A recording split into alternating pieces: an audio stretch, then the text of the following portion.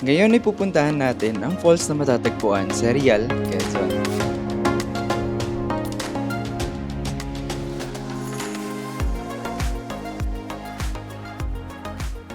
From Quezon City ay bimahe kami papuntang Real, Quezon. Sa daan pa lang ay mabubusog na ang inyong mga mata sa mga makikitang mga tanawin.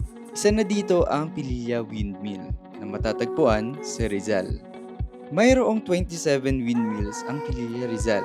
Ito ay pagmamayari ng Alternergy Philippines Holding Corporation o APHC. At sila rin ang nangangasiwa dito. Isa sa dahilan kung bakit ang Pililla ang piniling tayuan ng mga windmill dahil meron siyang natural wind corridor na gawa ng kakaibang geographical features na itong lugar.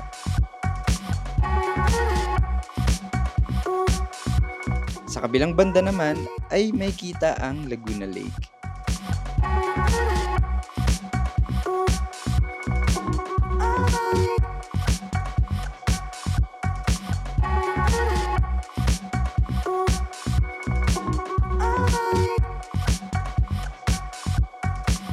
Sa parte ng Laguna ay may madadaanan kang isang mahabang diretsong daan na kung saan may mga palayan sa bawat gilid.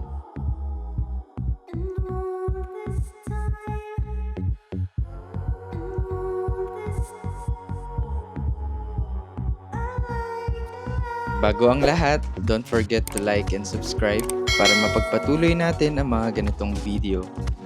Salamat! At may lugar sila dito na kung tawagin ay Little Baguio.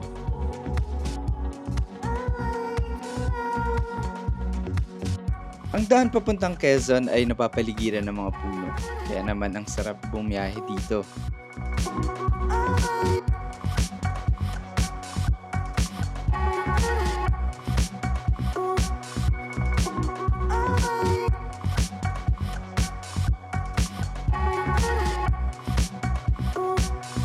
Bago ka pa makapunta sa falls, ay sasalubungin ka na agad ng dagat na may mga malalakas na alon.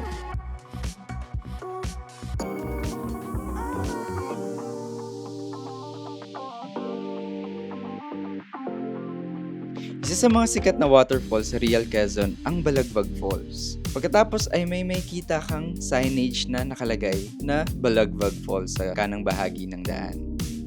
Puntahan din ito madalas ng mga motorcycle clubs o yung mga group riders. Kung ikaw ay magtatanong sa mga tricycle driver, ay agad kang nilang ituturo dito sa falls na to. Pagpasok sa parking area ay may maliit na tindahan kung saan ay magbabayad ka ng 40 pesos kada isa for tourism fee. Dito na kami sa Balagbag Falls. Ayun, may entrance lang dun na... Balagbag! Balagbag! Sorry!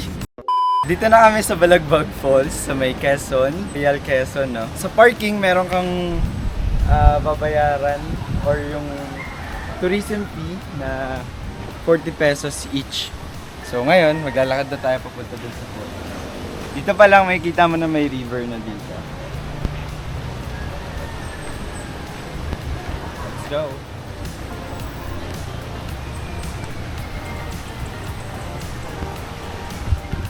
Libre lang ang parking ng motor dito. May mga konkretong daan na rin papunta dun sa falls.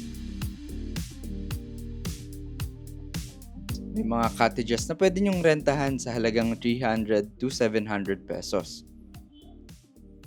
After neto ay makikita mo na agad ang Balagbag Falls. Mayroon nitong dalawang part, napapaligiran ng malalaking bato at mga nagtataasang puno. Ang unang bahagi ng falls ay may taas na tinatayang nasa 8 to 10 feet na lalim.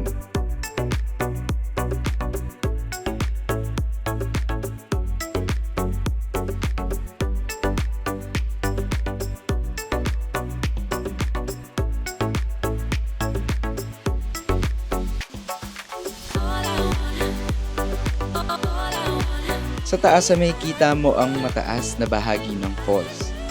Pero iba ang agos ng tubig dito na unti-unting naghihiwalay sa mga rock formation pababa. Ang sarap pakinggan at nakaka-relax ang tunog ng mga agos mula sa falls. Samahan pa ng mga huni ng ibon, hangin na tumatama sa mga puno.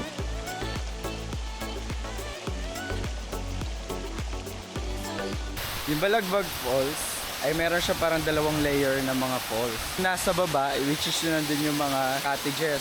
Tapos ito naman yung medyo mas mataas. So, yun siya. So, ang ganda niya. And, try natin yung lakas ng hangin niya. Ay, lakas ng tubig.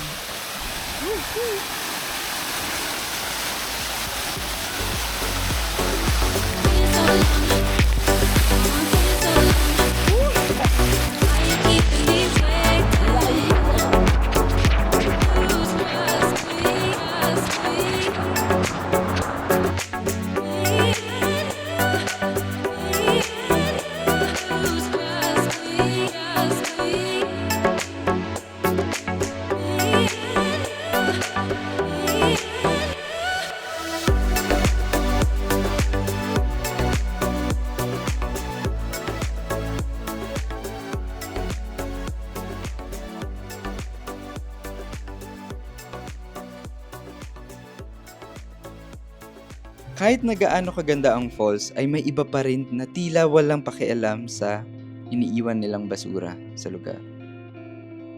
Yan, dito sa Balagbag Falls, may mga cottages din naman kayo na pwede rent.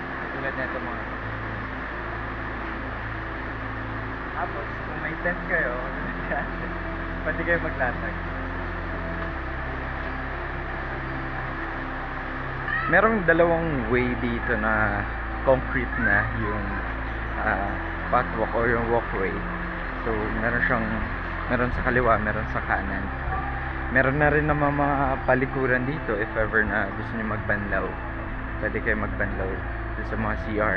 After namin magstay at ma-enjoy ang falls, ay pinuntahan din namin ang katabing beach. Ito ay tawid lamang.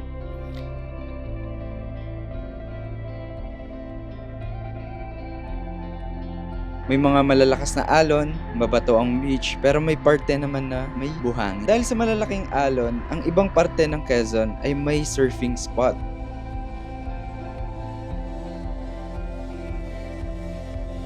Ang parteng ito ng Real Quezon ay mainam sa mga gustong magdagat at mag-falls dahil sa magkalapit lang ito. Kahit gaano kaganda ang lugar, kung hindi mapapangalagaan ay maaaring mawala ito sa atin at hindi na makita pa. Maraming salamat sa panunood. Hanggang sa muli, Real Quezon, explore to reach. Don't forget to like and subscribe.